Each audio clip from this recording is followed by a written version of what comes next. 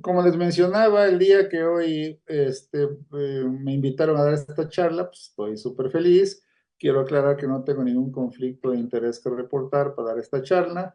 El tema que me asignaron es rehabilitación en el panorama de la seguridad del paciente, que es tremendamente importante. La seguridad de por sí mismo es un súper tema y hablar de las personas con discapacidad es increíble. Entonces, dividí el tema en tres partes. Uno, ver las opiniones de la Organización Mundial de la Salud. Luego, para estar en contexto, dar algunos conceptos, lo que es discapacidad, minusvalía, y después hablar ya sobre lo que es en específico la seguridad en la persona con discapacidad, o sea, en rehabilitación. Entonces, ¿qué es la seguridad del paciente y cuál es su objetivo? Bueno, pues, de acuerdo a la seguridad en el paciente, se define como la ausencia de daños prevenibles en los pacientes y la reducción hasta de un mínimo aceptable de riesgo de causarles innecesariamente daños al atenderlos. Entonces, de acuerdo a la Organización Mundial de la Salud, el paciente es el individuo que busca atención o recibe cuidados de salud debido a enfermedades, lesiones, para mejorar su bienestar, para prevenir enfermedades o para obtener diagnósticos sobre su estado de salud. ¿Cuáles son las acciones esenciales de acuerdo a la OMS relacionado con la seguridad del paciente? Bueno, pues ellos mencionan que están vinculadas a las metas internacionales de seguridad del paciente, por lo que su aplicación y evaluación debe ser integral en cada uno de los establecimientos de atención médica en el Sistema Nacional de Salud. Dijeron en todos, ¿verdad? ¿Y cuáles son las acciones esenciales? Número uno, que es importantísimo, la identificación del paciente. Nosotros hemos conocido de errores que a veces operan a un paciente por otro, o le amputan la pierna derecha cuando era la izquierda, o bueno, toda esta serie de problemas que simplemente con la identificación adecuada del paciente se pueden evitar. La comunicación efectiva. En algunas ocasiones que he servido de terciaría con, concretamente con algunas organizaciones que se dedican a ver este tipo de problemas, hemos encontrado que el problema número uno en la relación médico-paciente es la falta de comunicación efectiva o incluso ya no efectiva, a veces solamente la comunicación, ya no existe comunicación y es gravísimo, ¿verdad? Entonces, la seguridad en el proceso de la medicación, tener un diagnóstico adecuado, nos va a llevar a tener una prescripción correcta. La seguridad en los procedimientos, ¿no? Tenemos que saber exactamente qué procedimiento se le tiene que aplicar a cada paciente dependiendo su tipo de patología o el tipo de enfermedad. Reducción de riesgo de infecciones asociadas, ¿no? El paciente va en busca de salud, no de infectarse de cosas que no tenía antes, ¿no? Bueno, ¿qué significa calidad y seguridad del paciente? Es la certificación de cumplimiento de los requisitos de organización, recursos humanos, infraestructura y equipamiento de los prestadores institucionales de salud, tanto públicos como privados, además de ser una parte fundamental para la acreditación de las entidades de salud, es decir, para tener su certificación y poder funcionar como establecimiento autorizado por la Secretaría de Salud, pues tiene que cumplir con ciertos requisitos. ¿Cómo surgió la seguridad del paciente? La preocupación por la seguridad del paciente surge a partir de la documentación de la incidencia de eventos adversos que impactan negativamente en la calidad de la atención de la salud, tal como se indicó en la 55ª Asamblea Mundial de Salud en el 2002, en la que en la que se mostró el alto costo de estos eventos. ¿Y cuál es el objetivo de cultura de seguridad del paciente? Obviamente, mejorar la precisión de la identificación de pacientes, unificando en este proceso en los establecimientos del sector salud, utilizando al menos dos datos que permitan prevenir errores que involucran al paciente equivocado. Estos son los objetivos internacionales que menciona la OMS y que sugiere y además recomienda la OMS. La correcta, número uno, es importantísimo, la correcta identificación del paciente. Dos, la comunicación efectiva, como ya mencionamos. La seguridad de los medicamentos de alto riesgo, la cirugía segura. La reducción del riesgo de infecciones asociadas a la atención en salud y la reducción del riesgo de daños por caídas. Que en el caso de rehabilitación, en los adultos mayores, este aspecto forma parte de un síndrome que tenemos que prevenir ahora porque el destino ya nos alcanzó y el número de adultos mayores es increíblemente alto. Entonces, la prevención de caídas es algo que tenemos que manejar todos los que nos dedicamos al sector salud. Vamos ya entrando en contexto, vamos a ver algunos aspectos de lo que es la discapacidad. Como decía Beethoven, el sordo no oye pero compone, ¿verdad? Entonces, ¿qué es la discapacidad? Bueno, vamos a ver algunos otros aspectos, no solo la discapacidad. Dentro de ellos, la deficiencia. Se define como deficiencia toda pérdida o anormalidad de una estructura o función psicológica, fisiológica o anatómica. Puede ser temporal o permanente y en principio afecta solo al órgano. Podemos poner como ejemplo la hipoacusia, el déficit de agudeza visual, estos afectan a los diferentes órganos y la falta de estos, la carencia o disminución, nos da una deficiencia que muchas veces se puede corregir con un equipo audiovisual o con lentes, ¿no? Minusvalía. Se entiende por minusvalía toda situación desventajosa para un individuo determinado, producto de una deficiencia o de una discapacidad que limita o impide el desempeño de un rol que es normal en su caso en función de la edad, sexo y factores sociales culturales.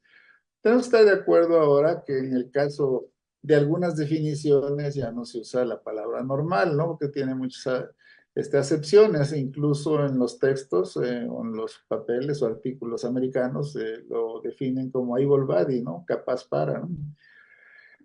Y la discapacidad, que es el tema que nosotros abordamos, es toda restricción o ausencia debido a una deficiencia de la capacidad para realizar una actividad en la forma o dentro del margen que se considera normal para el ser humano. Y tiene que ver con las habilidades en la forma de actividades y comportamiento que son aceptadas y en general como elementos esenciales en la vida diaria del paciente. Entonces, la discapacidad puede surgir como consecuencia directa de una deficiencia o como consecuencia indirecta por la respuesta del propio individuo o que no se adapta o que no está capacitado para desarrollarla. Y las discapacidades se clasifican en 9 grupos: los de la conducta, de la comunicación, del cuidado personal, de la marcha o movimientos, disposiciones del cuerpo, de la destreza, de situación, dependiendo de dónde se encuentre ubicado, y también está determinada por la aptitud de la persona ante el medio ambiente y de otros aspectos que restringen su actividad. Sobre la discapacidad, es una experiencia que contribuye a la diversidad humana. En otras palabras, la discapacidad, de acuerdo a la clasificación actual, no es una enfermedad, es bien importante, es un estado de salud. La persona con discapacidad no es un enfermo. La medicina física de rehabilitación es la única especialidad médica cuya razón de existir es entender la discapacidad y desarrollar intervenciones que disminuyan sus consecuencias. Un mejor entendimiento de la discapacidad por medio de la investigación ha resultado en cambios revolucionarios en cuanto a la rehabilitación. ¿Cómo abordamos? De hecho, en nuestro 8º congreso que tuve la fortuna de presidir, Congreso Mundial de Rehabilitación, el logo que diseñamos era discapacidad es el reto, rehabilitación es la solución, y el que hasta la fecha sigue utilizando en la Sociedad Internacional de Medicina Física y Rehabilitación, o ISPRM. Los que tuvimos que estudiar medicina preventiva desde el primer año de medicina, recordamos a estos autores como Lebel y Clark, quien él ubicaba en el 3er nivel a la rehabilitación. La Universidad de Columbia, en Nueva York, ya es el 2º nivel. Comentó que teníamos que limitar la incapacidad y teníamos que iniciar la rehabilitación. Masahiro Ito y varios Lee, tuve la fortuna de conocerlos, trabajaban en el Hospital Bellevue en Nueva York, en Roosevelt Island. Más tarde, Masahiro Ito fue director de la Universidad de Nueva York de los programas, y ellos decían que había que hacer limitación de la incapacidad e incluían cuidados de custodia.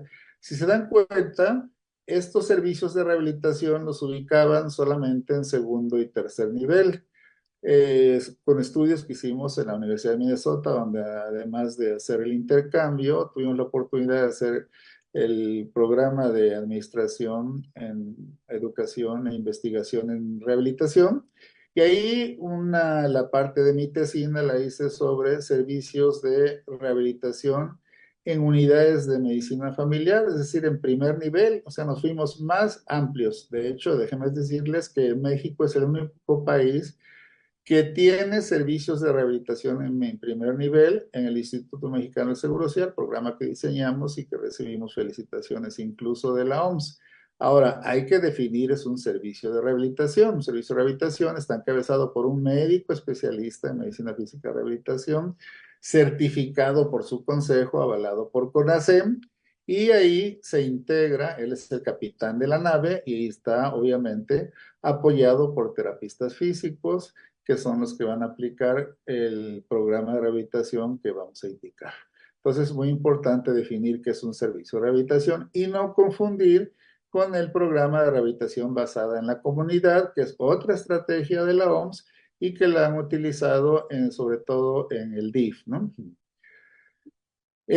¿Cómo abordamos nosotros o cómo aplicamos nosotros la rehabilitación dentro de la atención médica integral? Si se dan cuenta, el enfoque que se le da a la rehabilitación, a la atención médica integral está enfocado a la medicina curativa, ¿no? Hasta en las telenovelas, ¿no? El héroe es el ginecobstetra en el derecho de nacer, o el doctor Kildare, todo lo demás. Pero casi nadie se enfoca en la medicina preventiva, a pesar de la importancia y muchas veces ni rehabilitación, ¿no? Entonces, esa es la idea de que nosotros apliquemos la atención integral a la salud con estos tres pilares, pero además agregando, de acuerdo a la Organización Mundial de Salud, que todo médico debe de hacer actividades de medicina preventiva, curativa, rehabilitación, educación e investigación, ¿no? Esa es la atención médica integral. Y más tarde ya el enfoque, que es en las carreras de medicina, cuando lo estudiamos, el enfoque es eminentemente biologicista, casi no vemos en los aspectos psicológicos y mucho menos los aspectos sociales. Y aquí es donde la seguridad del paciente es muy importante cuando alguna persona con discapacidad tiene que reintegrarse a su medio ambiente y a veces no le damos la protección adecuada o las recomendaciones necesarias. ¿Cuáles son los antecedentes? Anteriormente había una clasificación, se llamaba la de CIDIM, que decía Clasificación Internacional de Discapacidad y Minusvalía, Disability, ¿no? Esta primera clasificación se hizo con carácter experimental. Este es el libro que seguramente se debe encontrar todavía en muchos cajones de los directivos de rehabilitación porque casi no se difundió. Entonces, obviamente, lo que no se difunde no se conoce. Entonces, los avances de investigación en los 80s y a principios de los 90 generaron necesidad de una revisión a fondo de la CIDIM para elaborar una clasificación más actual y más adecuada a la realidad. Entonces, ¿qué era lo que pasaba? Que para esta clasificación, ahí todavía la discapacidad estaba relacionada con la patología, con padecimientos, ¿verdad? Hay tres documentos que son básicos para entender a la discapacidad de la rehabilitación. Uno de ellos es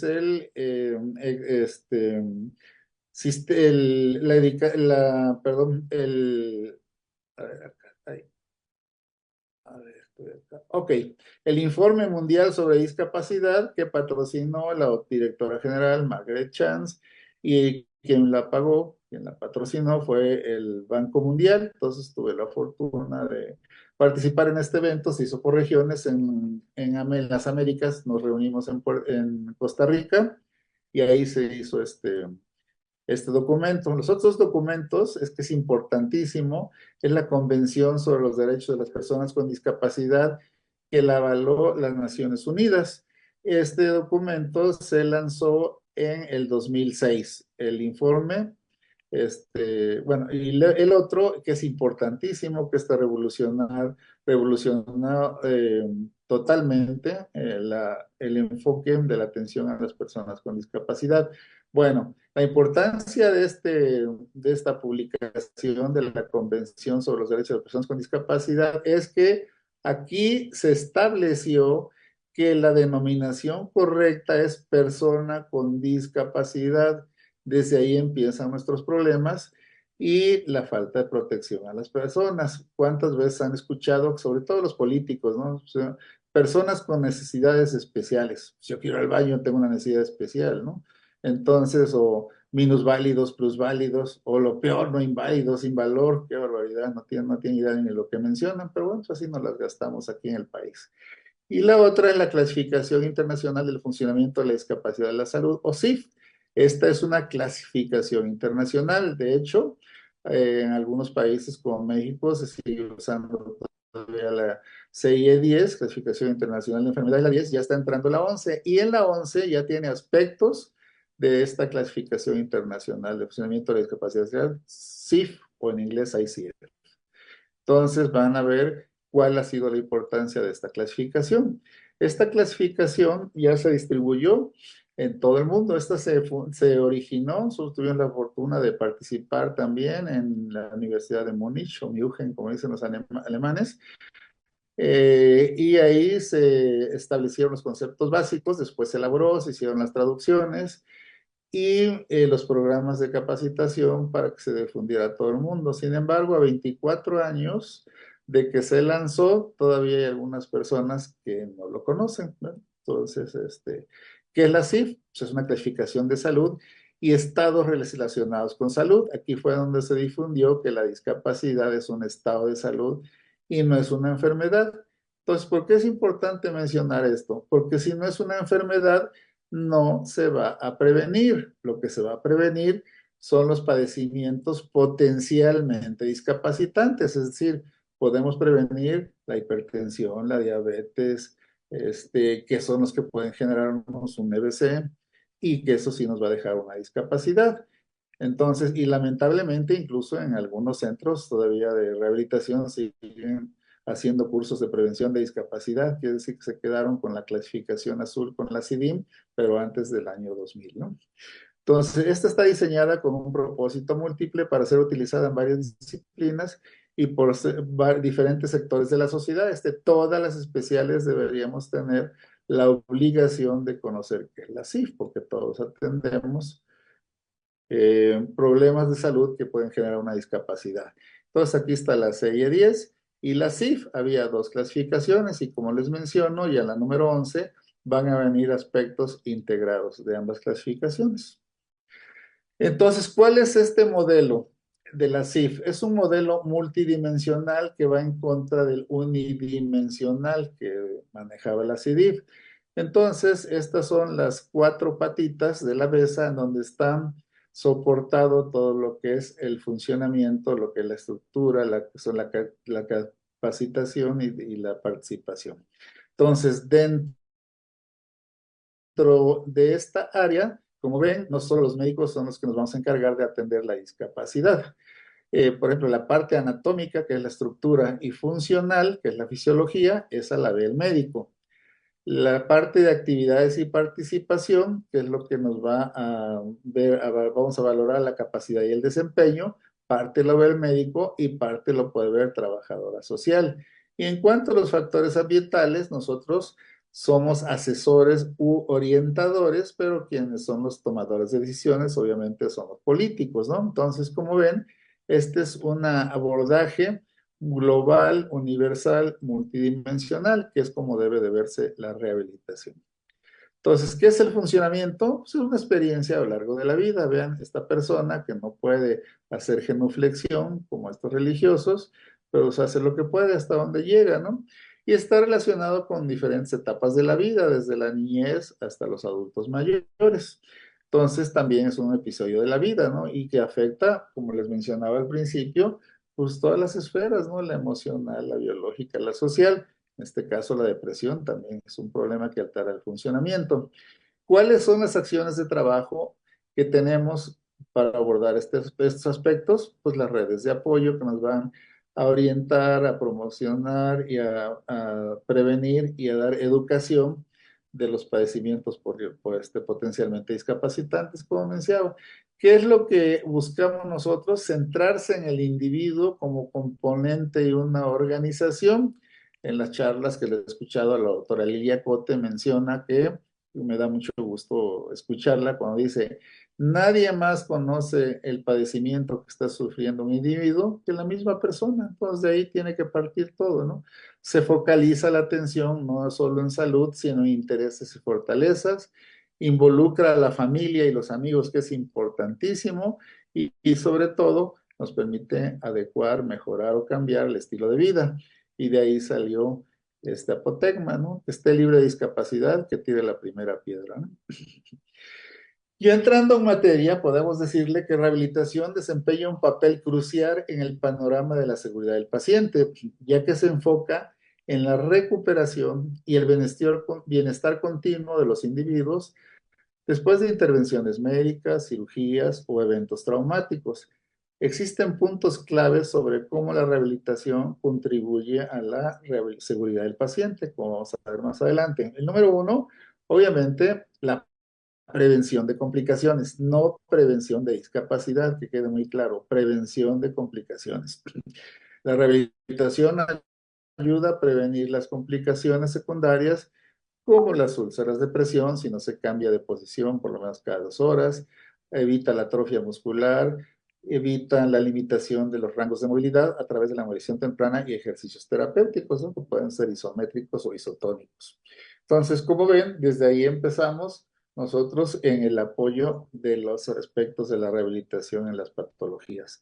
Dos, como mencionaba, mejorar los rangos de movilidad y por lo tanto mejora la función a través de programas de fisioterapia, terapia ocupacional y otras modalidades terapéuticas como terapia de lenguaje, psicología, el asesor profesional, la trabajadora social. Y entonces se consigue que los pacientes recuperen la fuerza, la coordinación y habilidades funcionales, lo que va a reducir el riesgo de caídas y otros accidentes. La educación al paciente y a la familia. La rehabilitación incluye la educación al paciente y sus familiares sobre cuidados continuos, manejo de equipos médicos en casa y técnicas seguras para la movilización y las actividades de la vida diaria. ¿Cuáles son estas actividades de la vida diaria? Higiene, si uno se levanta, tiene que bañarse. Dos, alimentación, tiene que alimentarse, primero el vestido, luego alimentarse y luego la traslación, tiene que trasladarse de un lado a otro. Esas son las 4 actividades de la vida diaria básicas, o también así se llama actividades básicas o de la vida diaria. Evaluación y manejo del dolor. Muchas veces el paciente puede tener limitación para mover una mano, una pierna o incluso alguna parte de su anatomía. Y no hace caso, le dice, pues se me va a pasar. Pero si tiene dolor, entonces iba corriendo con el médico. Entonces, los especialistas en rehabilitación evalúan y manejan el dolor de manera efectiva, mejorando la comodidad del paciente y su capacidad de participar en terapias y actividades diarias. Aquí es importante que no solo manejamos los aspectos analgésicos farmacológicos, sino que tenemos todo un arsenal de eh, otro tipo de equipos y que a través de electroterapia, de magnetoterapia, de láser terapia y sobre todo ejercicio terapéutico, nosotros podemos atender y eliminar o disminuir el dolor. Y con eso darle mayor funcionalidad a la persona con discapacidad. La reintegración social y vocacional es la cereza del pastel. Aquí lo importante, y ese es uno de los problemas que tenemos en rehabilitación, muchas veces cuando se hace el informe de los servicios de rehabilitación, que es lo que siempre he criticado y con lo que hemos estado tratando de luchar, el informe que nos dan de los servicios parece un informe de un político, ¿no? 20,000 sesiones, 40,000 estudios de electromiografía, 30,000, bueno. ¿Y eso a mí qué me interesa? A mí lo que me interesa es si con 5, 10, 15 sesiones de rehabilitación el paciente se pudo reintegrar a su trabajo, a su ambiente social o a la escuela, dependiendo de lo que tenga. Eso sí es importante, son los impactos de la rehabilitación, son los impactos en salud y lamentablemente esos indicadores no los tenemos. Nosotros tratamos de hacerlos con un sistema de información en el Seguro Social y nos quedamos un poquito limitados o un muchito limitados. Pues la rehabilitación se centra en la reintegración del paciente a su entorno social y laboral, lo que puede reducir el aislamiento y mejorar la salud mental y emocional. El monitoreo continuo y ajustes de tratamiento. Muchas veces el paciente entra, me duele un hombro y después, ¿cómo sigue? Igual, ¿cómo? No se le quitó el hombro. Sí, el del hombro derecho y ahora me duele el hombro izquierdo. No, espérame, pues, tú avísame qué otras cosas te duele. Lo que pasa es que a veces el dolor, como todos los que nos dedicamos a atender el dolor más intenso es que el que se siente se queda grabado en el hipotálamo y entonces enmascara a los dolores más débiles. Entonces tenemos que hacer una valoración integral y ver cuáles son los tipos de dolores. Puede ser una secundaria, una inflamación musculoesquelética, una inflamación neuropática, y dependiendo del tipo de dolor e inflamación, es el abordaje que le vamos a dar. Los especialistas en rehabilitación pueden ajustar los planes de tratamiento según las necesidades y progreso del paciente, asegurando su recuperación segura y eficaz. Una de las herramientas muy importantes que tenemos en nuestro arsenal es el ejercicio físico, pero el ejercicio físico tiene que ser indicado de manera individual. Dos personas no se les puede indicar el mismo ejercicio porque cada uno tiene, además de la patología diferente que pueda presentar, las condiciones anatomopatológicas son diferentes de una persona a otra y tiene que ver la edad. No le van a dar los mismos ejercicios a un bebé que a un adulto mayor, que a un adulto en edad media. Entonces el ejercicio físico, así como cuando ustedes en su consultorio indican un antibiótico, pues no le ponen un antibiótico y no le ponen gramos ni cada qué tiempo. Si le dan una receta donde diga antibiótico, va a la farmacia y dice, pues, a ver, ¿qué antibiótico le doy? Ampicilina, este, penicilina, ciprofloxacina, cualquiera que sea. Y entonces, ¿cuántos miligramos? ¿Por qué vía? ¿Es oral, inyectada? ¿Cada qué tiempo lo va a tomar? ¿Cuánto tiempo lo va a tomar? ¿Cómo lo debo de tomar antes, después de los alimentos? Así es el ejercicio físico, ¿no? Muchas veces el médico dice, ejercicio. Pues sí, pero ¿qué ejercicio va a hacer? ¿Va a echar maromas? ¿Va a hacer sentadillas, lagartijas? No, no, tienen que decirles un ejercicio isotónico, isométrico, aeróbico, anaeróbico, qué cuidados debe tener, debe medirse la frecuencia cardíaca, si tiene alguna limitación, alguna zona con inflamación, qué cuidados debe tener en esas zonas. Entonces, así tiene que indicarse el programa de ejercicio, porque si no, pues no sabe el pobre paciente ni lo que va a hacer. Entonces, la reducción de reingresos hospitalarios. Muchas veces los pacientes los dan de alta por pues, los problemas que tenemos en los hospitales ahora, ¿no? Por falta de camas y ya se le quitó la fiebre, ya se le quitó el dolor, vámonos a su casa. Y a los 2 días ahí va de regreso. Entonces, con programas de rehabilitación que les enseñamos en el hospital antes del egreso y que tienen que continuarlos en su domicilio, después de una revisión adecuada, pues puede disminuir las probabilidades de que reingrese al hospital al garantizar que los pacientes estén bien preparados para mejorar su salud en domicilio y detectar signos posibles de complicaciones de tiempo. Hay que decirle al paciente cuando se da de alta, si te duele acá, si tienes fiebre, si te aumenta el dolor, en qué posiciones, en la mañana o en la tarde, o tienes algún tipo de rigidez, pues tienes que venir acá. Entonces, en resumen, la rehabilitación es esencial no solo para la recuperación física de los pacientes, sino también para su seguridad y bienestar general, proporcionando las herramientas y el apoyo necesario para una vida independiente y saludable. De acuerdo a la Organización Mundial de la Salud, la rehabilitación es la medicina de la función. ¿Se acuerdan los 4 pilares que manejamos cuando sosteníamos una casita que decían calor, rubor, dolor? Entonces, la quinta patita de estos es la función. Entonces, nosotros sí la presentamos.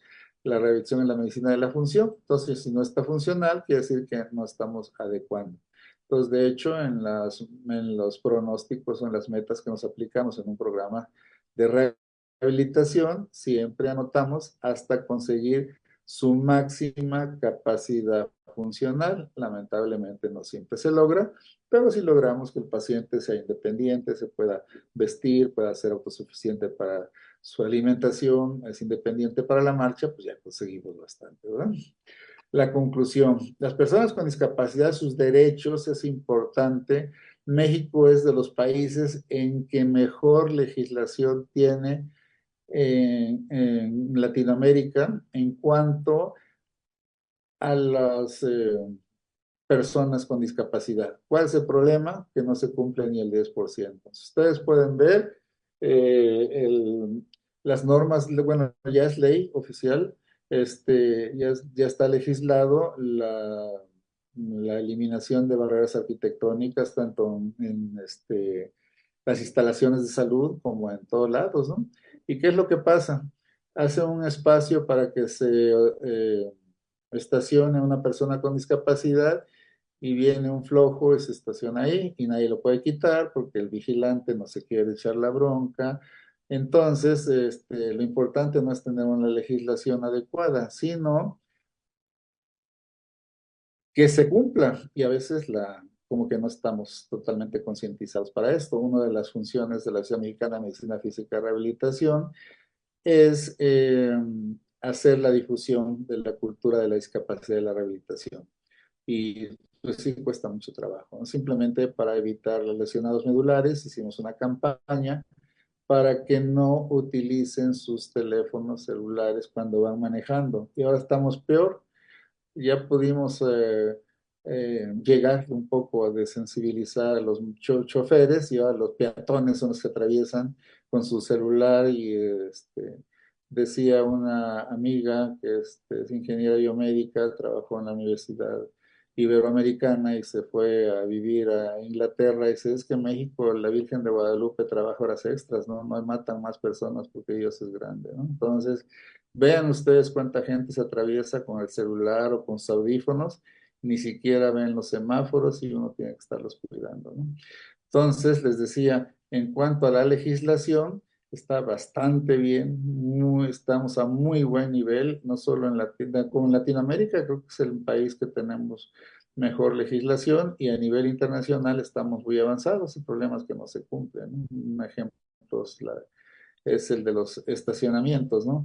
La otra, de acuerdo a la Ley General de Salud, la persona que tiene que estar al frente de un servicio de rehabilitación, de acuerdo a la Ley General de Salud, artículo 81, debe ser el médico especialista en rehabilitación. Si ustedes hacen un barrido y ven cuántos servicios de rehabilitación hay y cuántos están atendidos por un médico especialista en rehabilitación, van a ver que pues, nos quedamos muy cortos. Entonces, y no solo eso, no deberían ni siquiera estar abiertos los consultorios. Entonces, les decía, de acuerdo a sus derechos, recibe más atención durante la última década. En las últimas dos décadas hemos avanzado muchísimo en este aspecto. El nivel de conciencia sobre las cuestiones relacionadas con la discapacidad también ha aumentado significativamente y eso ha sido gracias a la sociedad civil. Vamos a ver, creo que me salía acá, sí. Entonces, esto ha dado lugar a que las leyes y reglamentos que protegen los derechos de las personas con discapacidad y garantizan igualdad de acceso a la mayoría de las áreas de la vida social y pública, estas leyes incluyen el principio de inclusión y no discriminación. Sin embargo, cuando vemos en estudios que hemos hecho, el artículo 499 de la Ley General del Instituto Mexicano del Seguro Social dice que cualquier persona con discapacidad o que haya tenido un accidente dentro de su trabajo, se le tiene que reubicar. Eso está muy bien, pero luego viene la letra chiquita que pusieron los sindicales. Bueno, siempre y cuando esté contemplado en el contrato colectivo de trabajo, pues ya la echamos a perder, ¿no?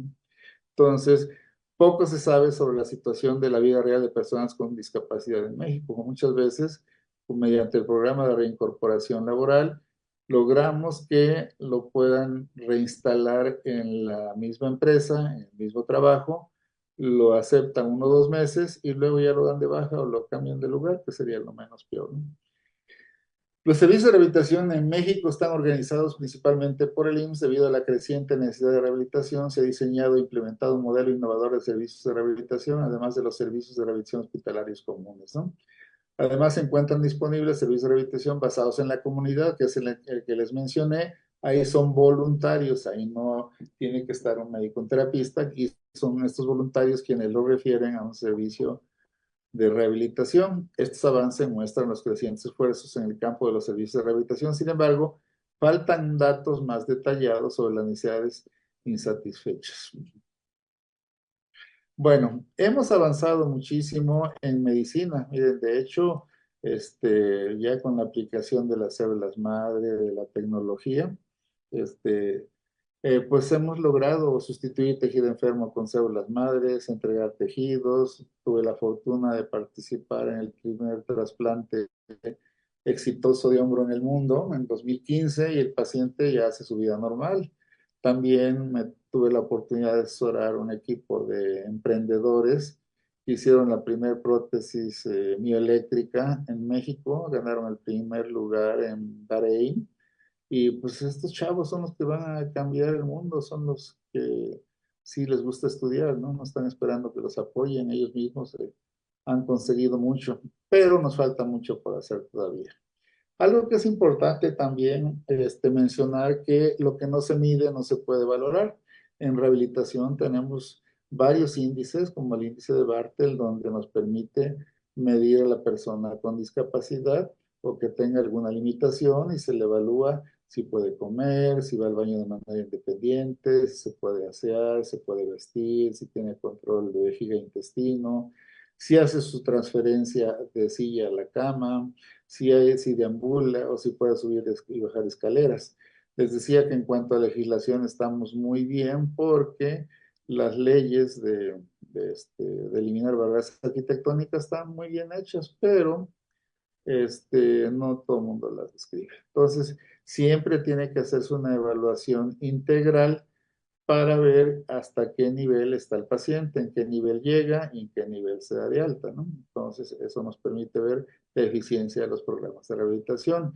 Y hay muchas patologías que requieren atención especial, por ejemplo, en los programas de adultos mayores. En este proyecto, en este programa que desarrollamos en el Seguro Social, se hicieron 10 guías de práctica clínica, 8 para atender patologías y 2 preventivas. Las 2 guías preventivas fue detección oportuna del niño con daño neurológico y la otra, prevención de caídas con el adulto mayor, que es un problema de salud pública. Una persona que muchas veces se cae, un adulto mayor, se fractura la cadera y bueno, si no se atiende de manera adecuada, puede llevarlo a la defunción. Entonces, son 10 guías de práctica clínica y 11 videos, porque la de prevención de caídas sí tuve que hacer 2 videos porque sí es bastante amplio, ¿no? Están a su disposición en el Instituto Mexicano del Seguro Social. Y bueno, es una imagen muy bonita donde quisiéramos atrapar el sol todo el tiempo, pero a veces son como los que quieren tapar el sol con un dedo, ¿no? Nos tapamos el ojo, pero no el sol. Y he visto también muchas evaluaciones en diferentes lugares de hospitales, se aplican encuestas. Nosotros en este servicio de rehabilitación, obviamente, aplicamos nuestra encuesta donde enfocado al tema, pues preguntamos el trato del médico del servicio, cómo fue, excelente, buena, el ambiente en general del servicio de rehabilitación, cómo es, la limpieza de higiene, el número de sesiones, cómo fueron. Ahora se van a dar cuenta de que los resultados son bastante favorables.